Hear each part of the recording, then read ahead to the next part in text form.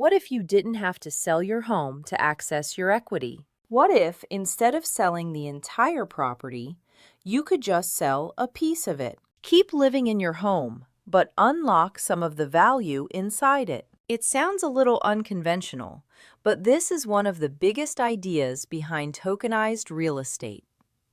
And it's something homeowners are starting to pay attention to. If we haven't met, I'm Shawnee with Champions Realty here in North Houston. I've been in real estate for over 20 years, helping homeowners, buyers, and investors make smart decisions, especially when it comes to equity, timing, and long-term strategy. In this series, we're breaking down the future of real estate in a practical way. Not hype, not speculation. Just what you need to understand to stay ahead. And today we're talking about something that hits very close to home, literally. Let's start with how homeowners typically access equity today. If you've built up equity in your home, you usually have three main options. Number one, sell the home. You cash out your equity, but you also have to move. Number two, HELOC, home equity line of credit. You borrow against your equity, but now you have another payment. Number three, cash out refinance. You replace your mortgage with a larger one and pull out the difference. But you're also resetting your loan terms and interest rate. All three options work, depending on your situation, but they all come with trade-offs. You either move, take on more debt, or restructure your finances. And that's where this new concept starts to get interesting. Tokenization introduces a different idea. Instead of selling your entire home, you could theoretically sell a portion of your ownership. Think of it like this.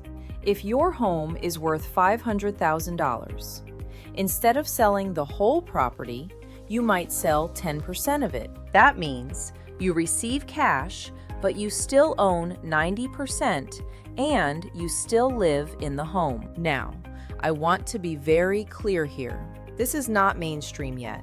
You can't just go out tomorrow and easily do this like you would a traditional sale. But the concept is being explored, and there are already platforms experimenting with fractional ownership models. The idea is turn equity into something more flexible. Why this sounds attractive? You can probably already see why this gets people's attention. For homeowners, it sounds like, wait, I don't have to move? I don't have to take on more debt? I can access some of my equity? That's appealing, especially in today's market where interest rates are higher. People don't want to give up their current mortgage. And moving isn't always ideal. This could create an option where homeowners unlock equity without completely disrupting their life. It also creates flexibility.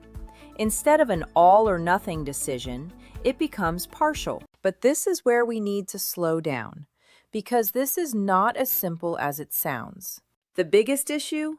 Ownership. When you sell part of your home, you're no longer the sole decision maker. So now the questions become, who makes decisions about the property? What happens if you want to sell later? What if the other owners disagree? There's also the legal side. Real estate is heavily regulated, and fractional ownership adds layers of complexity. And then there's the emotional side. Your home isn't just an asset, it's where you live. Sharing ownership of something that personal changes the dynamic. So while the concept is interesting, the execution is where it gets complicated. Let's compare this to what we already have. With a HELOC or refinance, you keep full ownership. With a HELOC or refinance, you keep full ownership, but you take on debt. With selling, you get full liquidity, but you give up the home. With tokenization, in theory, you get partial liquidity, but you give up partial control. So it becomes a trade-off. There's no perfect option, only the option that fits your goals. And that's why strategy matters more than ever. Here's the real takeaway. This isn't about whether you should go out and try to tokenize your home. This is about understanding where real estate could be heading. Because if ownership becomes more flexible, if equity becomes more accessible, if more people can participate in real estate, that changes the landscape, not overnight, but over time. And the people who benefit the most are the ones who understand these shifts early, not the ones reacting late. If you're a homeowner, the most important thing right now isn't chasing new trends. It's understanding your equity, your options, and your long-term plan. Because whether the tools change or not, smart real estate decisions are still what build wealth. In the next episode, we're going to talk about the side that almost nobody is discussing, the risks of tokenized real estate and what you need to be careful about. If you want to stay ahead of what's happening in real estate, make sure you subscribe. And if you're thinking about selling, buying, or building a strategy around your equity, feel free to reach out. I'm always happy to help. I'll see you in the next video. If this was helpful, make sure you subscribe because I post new Houston market updates and strategy every single week.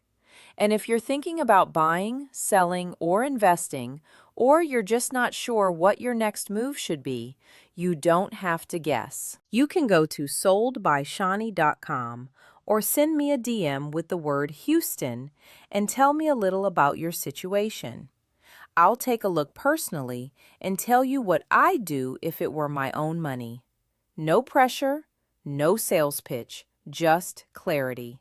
I'll see you in the next video.